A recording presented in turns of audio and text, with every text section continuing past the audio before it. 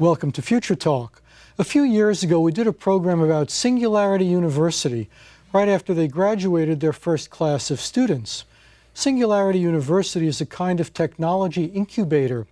It recruits very bright students and helps them form startup companies to tackle the world's most pressing problems.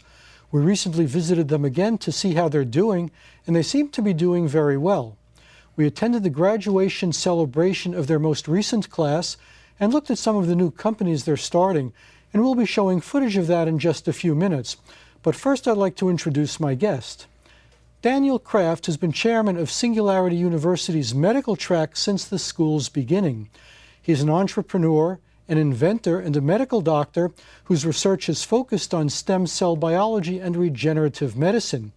He has multiple patents on medical devices, including an FDA-approved device which does minimally invasive harvesting of bone marrow. And he's also the founder of several medical companies. In addition to that, he's also an avid pilot who serves as an officer and flight surgeon in California's Air National Guard, and he was a finalist in NASA's astronaut selection program. Daniel, welcome to the program. Great to be here. Now, I know that Singularity University is not a traditional university. What's different about it compared to other schools? Well, we're not a four-year curriculum. We focus around bringing very smart leaders from today and future leaders together to kind of understand the fast-moving pace of technology, how those can come together and converge to address grand challenges. Our sort of main thesis is that if we can affect 1 billion people within 10 years using some of these new applications, that's how we like to impact the world. So we have 10-week summer programs, of which we just completed, and you were at the graduation, as well as 1-week executive programs for folks who don't have 10 weeks, who want to understand what's happening in mobile and big data and sensors and 3D printing and apply that to their own businesses or what they're doing next or how to disrupt the world. And what are some of the grand challenges that you're working on? What do you define as the big problems? There are challenges like poverty, education, healthcare, the environment, elements that are going to require very new thinking, the best applications of our technologies, not just the technology we have today in 2014, but where things might be in 2016, 2020. And our minds don't often sort of think as well about how technology is moving, much of which is really moving exponentially. I understand there are a lot of international students at the school. Where do you get all the people from? And how do you decide who is talented enough to come? For our summer programs, we have thousands of applicants. This year we had 80 students or participants from 35 countries. And we try and bring folks who have different technical expertise, some who are MDs, MBAs, entrepreneurs, social network folks.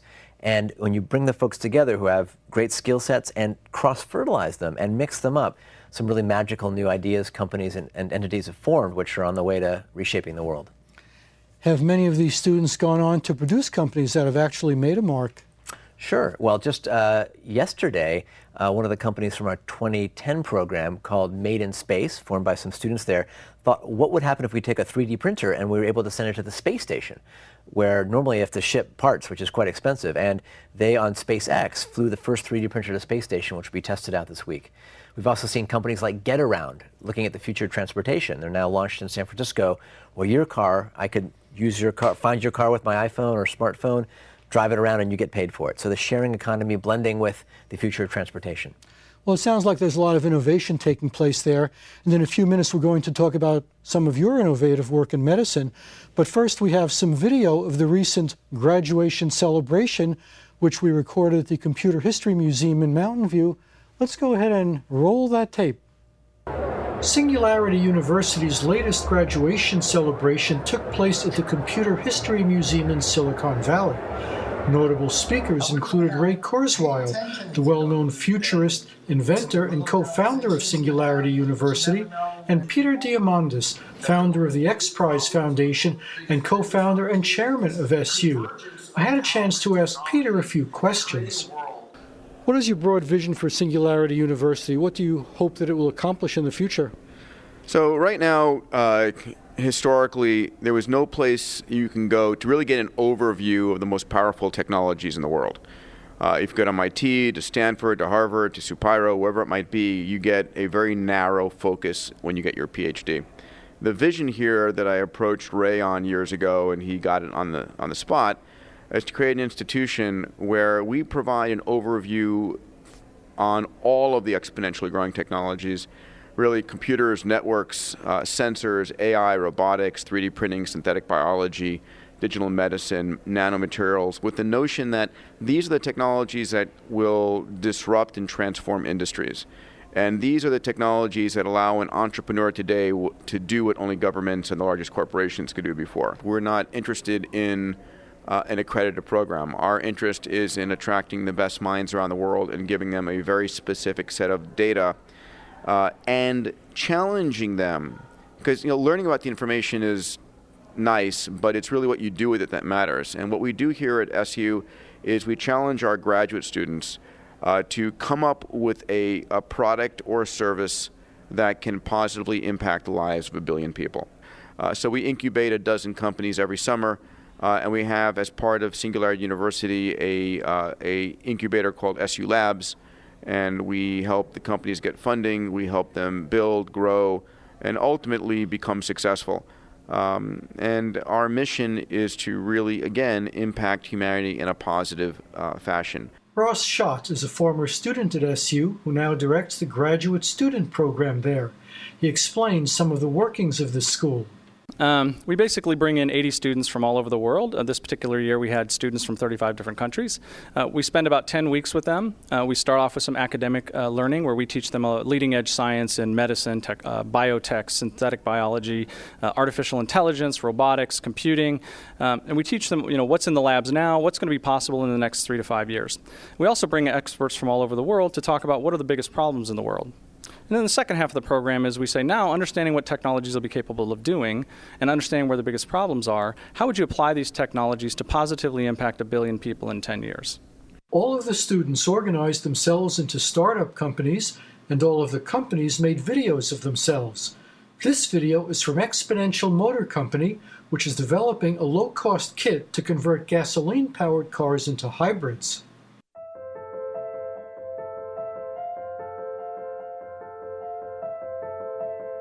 Every day, we have the opportunity to make the world a better place. 1 gallon of gas releases 24 pounds of carbon dioxide and other pollutants into the atmosphere. While 5 pounds of that carbon dioxide comes from petroleum extraction, more than 19 pounds per gallon actually comes right out of the car exhaust. There are more than 1 billion cars in the world, generating almost 17 million tons of carbon per day. The time is now for global change. We have a solution. With a tiny budget, in 8 days, we modify an ordinary car into a hybrid using commonly found car parts available anywhere worldwide.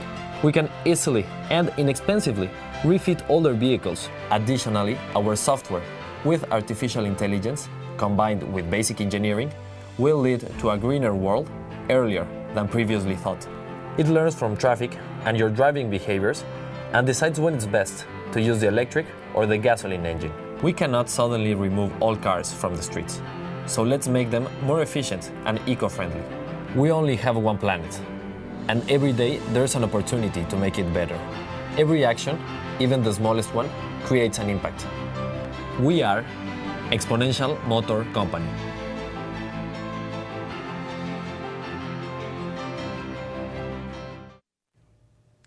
That was some of our footage from Singularity University. We'll have more later in the show. Now that was very interesting, the Exponential Motor Company. I understand you're involved in some exponential technology as well in the medical field. What can you tell us about that? Well, I chair a conference each year out of Singularity University called Exponential Medicine, where we actually look at the fast-moving pace of technology and how we can use that in health and medicine, everything from wellness and prevention to doing a better job of diagnosis and therapy. And I can sort of show you a couple of slides here indicative of the fact that many technologies are moving very quickly today, and they're often writing Moore's law. That's the computation in our smartphones, for example, that are 1 billion times better than the best supercomputers of MIT in the 70s. And it's not just Moore's law that's moving quickly, it's many fields. And it's when we understand this exponential thinking, the power of doubling every 6 to 12 months, that the opportunity to have disruption occurs. And we can maybe then rethink how healthcare has been performed. It's not actually healthcare, it's been sick care. We often focus on when disease has already happened. Is the biggest change in healthcare information technology, the ability to gather information, or is it more of the wet stuff, the molecules and atoms and cells? I think we're merging now this idea of sort of digital medicine along with this explosion of, for example, our own personal genomics. We're at the point today where the price of sequencing your genome has dropped from $1 million 10 or 12 years ago to about $1,000 today. It's dropped at twice the rate of Moore's Law. We're in the age now of wearable devices that for just a few dollars can track your steps and your sleep and your activity.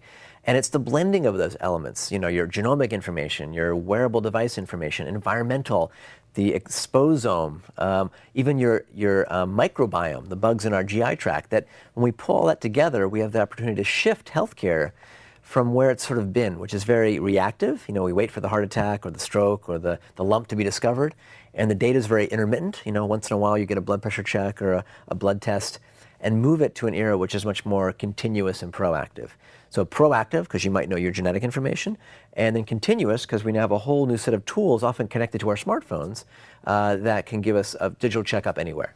Are we talking about making lifestyle changes to avoid illness? Well, that's where we can make the most impact, right? A lot of disease is impacted not by our genetics, but by our behaviors. And if you can shift your understanding of your risk profile, for example, I have about twice the genetic risk of developing type 2 diabetes, I kind of have shifted my diet a little bit. If you know you have a risk for Alzheimer's disease, for example, you may want to start brain training exercises or other elements that might improve your mental health. So it's a blend of those sensibilities, and I think the future of medicine is one where you, as a consumer, as a patient, you really own your data. You own your own health. We already go to Dr. Google more than our regular doctors, and the more you can be engaged and understand where you are from the risk profile to how you might manage diagnosis and therapy, the better we can be individually and as a society. What are some of the most difficult problems to solve in medicine today, the real bottlenecks to progress? Well, a lot of them are sort of the feedback loops. I'm a physician. I've done lots of primary care. I might prescribe you exercise or a drug or a blood pressure medicine, but traditionally the data I would get back from you is very fragmented. If you're a diabetic, you might scribble your numbers and fax it to me once a month. Today we're in this era now where you can walk into an Apple store, a Best Buy, and there's 30 connected health devices on the shelf. I brought a few with me today as sort of examples of that. I understand that you're wearing such a device right now. Well, I'm wearing sort of basic fitness trackers, which are starting to disappear into our, let's say, the Apple Watch, which was just announced. I'm also wearing a $2 disposable patch from a local company called Vital Connect. And this little patch I'm wearing underneath my shirt, and it's actually talking to my smartphone. And right now on my phone, I can see my live data, my EKG, my step activity. And this is not only on my phone, it's... Okay, can we hold it up so that... I'm going to show you live on my phone, but if we go right to the web page here, this is streaming from my phone to the web, and you can see that my heart rate's 84, I'm breathing about 18 breaths a minute. You can see my stress levels, only 74%. Thank you very much. So we're not being too hard on you on the show. Only 75%. I've got 25% to go. Okay, it's shown okay. You can see how many steps I've done over the last month or so, my temperature, my posture. This is a lot of data coming to me from a disposable patch.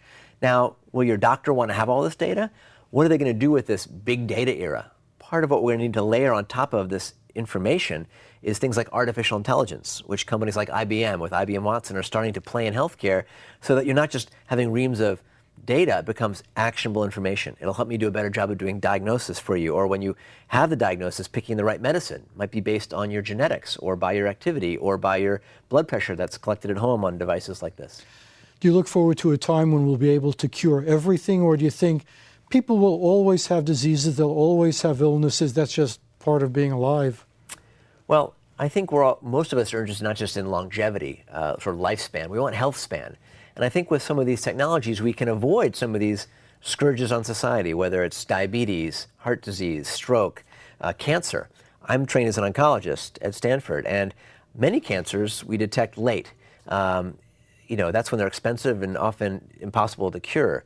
We're starting to find this era of, let's say, blood-based biopsies, where with a single drop of blood, you can look at 10,000 biomarkers and find out when you're starting to go off kilter. So we might, in some ways, start to cure the well before they get sick. And we'll start to see, in your home today, you might have a thermometer, maybe a blood pressure cuff. We're entering the era of sort of medical tricorders. This is a technology developed by one of the companies developed and spun out of my Future Med program. This is a medical tricorder device called the Scanner Scout. If I hold this to my forehead, It talks to my smartphone, records my temperature, my heart rate, my oxygen saturation, my stress level, and it will blend with IBM Watson type technology to do a better job of saying, hey, Daniel, you're a little out of normal range. It could communicate that to my doctor, or if I was in trouble, maybe even call 911. So can it diagnose actual ailments or just say, well, your heart rate is a little bit high or a little too low? Well, as physicians, we like to take data and integrate that with the clinical story. So with the X Prize to make a medical tricorder, the teams competing in that competition are aiming to do a better job of diagnosing the 16 most common disorders, pneumonia, heart disease, even cancer, at home better than a panel of board-certified physicians. And because many physicians have different levels of training, different levels of experience, when we start to blend, big data, artificial intelligence, sensors, the Internet of Things, I think we'll end up with an era where, together with your physician, together with Watson and mobile, we'll do a better, faster job of diagnosis and therapy. Now, do you bring this into Singularity University as head of the medical track there? Do you impart all this to the students there so that they get a grounding in what is possible with modern sensors and modern electronics, and then try to leave it to them to figure out how to apply the technology? Well, part one is understanding, where technology is today. How do you have a convergence of technology? This, right, for example, is many technologies packed into a little pill that I can swallow. It has a camera, and it can replace an upper endoscopy, right? That's many technologies coming together. Or 3D printing, which is moving very quickly. This is what I call Mini-Me. This is made on a pretty low-cost 3D printer. I was scanned with a Microsoft Kinect. This has applications in healthcare as well for orthopedic devices and beyond. So as a student, if you understand, wow, this is where 3D printing is, where genomics is going to be in a couple of years is a $100 genome or a $10 genome, you can start to sort of invent and put together solutions to address some of these grand challenges, whether it's obesity, diabetes, malaria, cancer, and beyond. It sounds like a lot of it could be applied to underdeveloped countries as well, because we have great medicine in this country, but it's extremely expensive, and the rest of the world can't afford it. But if we can reduce the price, then almost anybody could get it. Absolutely. A lot of expensive technologies are disappearing. Like, for example, a GPS device. Most of us wouldn't buy a GPS device for our car today. It's a free app on our smartphones. And things like low-cost tablets, this is actually a $35 tablet being sold in India today for $35. It's not the fastest Samsung Galaxy. In a few years it will be.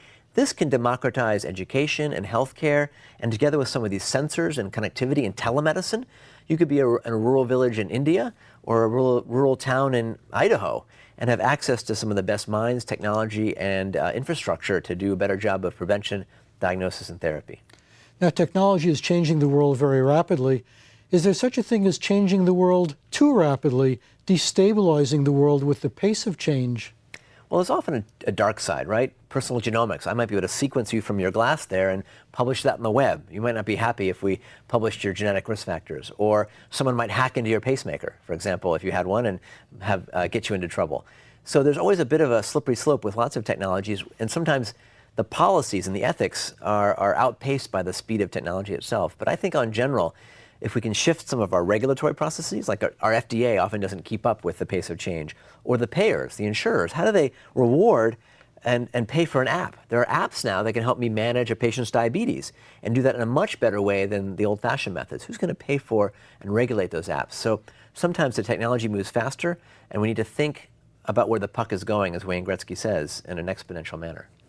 Now, Singularity University seems to be very interested in medical work. In fact, among all the startup companies, a lot of them are concerned with medical issues. In our next roll-in, we're going to talk to some of the people in some of those companies.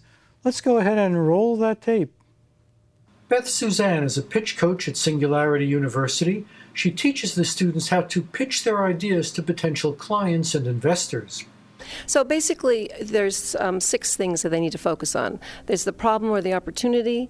You have to talk about what your solution is and what's innovative about it. Then you talk about how viable is the market, and you talk about who else is in your space, what's the competition like, and you talk about your business model and your team. Do you have to understand the technology yourself in order to figure out how to pitch it? Absolutely not. What I need to know is basically what's the essence of their idea, and they have to be able to explain it to their mothers or their grandmothers. It has to be clear for their mothers or their grandmothers to understand. Here at Singularity University, it's about making sure they focus on the exponential impact of the idea and how many people, can it reach 1 billion people in 10 years? So there's a different focus, and it's really, really exciting. It's wonderful to be able to just focus on the exchange of fabulous ideas with fabulous people that have, a huge desire to have an enormous impact in the world for good. One of the student startup companies is called Paired. They're developing a smart hearing aid for older people called Bridgie that can not only monitor your health, but also jog your memory when necessary. How does it monitor your health? What data does it receive to enable it to monitor your health? So we use smart sensors, including thermometer, gyroscope, accelerometer, as well as a pulse oximeter to get your heart rate and your oxygen levels in your blood. Now, I understand that the device can also be used as a memory aid. How does that work? Bridgie picks up little moments of your life as you walk throughout your day, the people you meet, the voices, and has an ability to intelligently understand those and remind you of the right context at the right time. So say if you meet someone across the room, you've met them already before, but you can't remember their name, when they say hello, Bridgie picks up the voice and lets you know what their name is.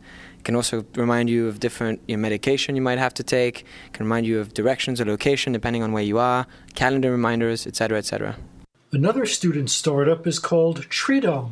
They're developing ways to turn construction cranes into 3D printers and print multi-story buildings out of recycled materials. Actually, we're going to attach a robotic arm or a 3D printer right in the arm of the crane, so we don't have limitations of the frames. Not in the X, not in the Y. The only limitation is going to be in the Z-axis by the height of the crane. The first material we're going to start with is recycled concrete. So two things to differentiate. One is we're not talking about fresh concrete, as in virgin concrete, because that has a very negative footprint on Earth. We're talking about recycled concrete. And the second point is that it's going to be extruded from the printer in a paste-like material that can be then curated. Depending on the material and depending on the geographical location, that'll determine the curation process. Now, when you build a house, there are many elements to it. The framework is made of concrete, perhaps. The floors are made of wood. The windows are made of glass. Does your 3D printer just assemble the framework of the house, or does it do the details as well? So the first challenge actually is not even the walls, it's the foundations. So you have to work in the foundations first so you can build the walls. And this is going to be made of concrete. Almost 30% of the cost of the construction is spent on foundations. So that's why foundations are so important. And the second point is you can also print basic furniture and plumbing. Another student startup is Bisense. They're developing smart menstrual pads for women that contain tiny sensors that do an instant analysis of the menstrual blood. So what we're doing is that we are creating a revolutionary smart pad. So we're putting microfluidic chips into pads that women use every month when they have their period. And then, as you do normally, you put it in your underwear, and once you bleed, it basically analyzes this blood from infections and vitamins and mineral levels. So that's how it works. And when it senses that information, what does it do with that information? Where does the information go? So there is a small antenna inside of it that transmits the information to the user's smartphone. So it's presented in a mobile application where she can see her values and she can take action based on her numbers. We're working on a prototype. We have some examples of microfluidic chips that can detect different things, for example, chlamydia. We have not made the pad yet, but since we're only 3 weeks in, we're very early stage, and we're looking forward to building the first real smart pad and bringing it to the world. So what is really the most important thing? What is the message you really want to get across here? Well, to the women, we just want to say, we are giving your vagina a voice, period. Okay. Thank you very much. Thank you. Thank you. That always gets a good laugh. Does Singularity University have any competitors, or are there other people doing similar things? I know there are other technology incubators, but this looks like a kind of unique approach. Yeah, well, while we have a Singularity U Labs as a component where some of these companies can come and incubate and grow, our real focus is, again, around these exponential technologies and these global challenges. So we're not trying to be a Y Combinator or some of these other models. We're also very international. We've had programs around the world, whether it's in South America, in Budapest, in the Netherlands coming up as a summit. I'm chairing this Exponential Medicine program in November.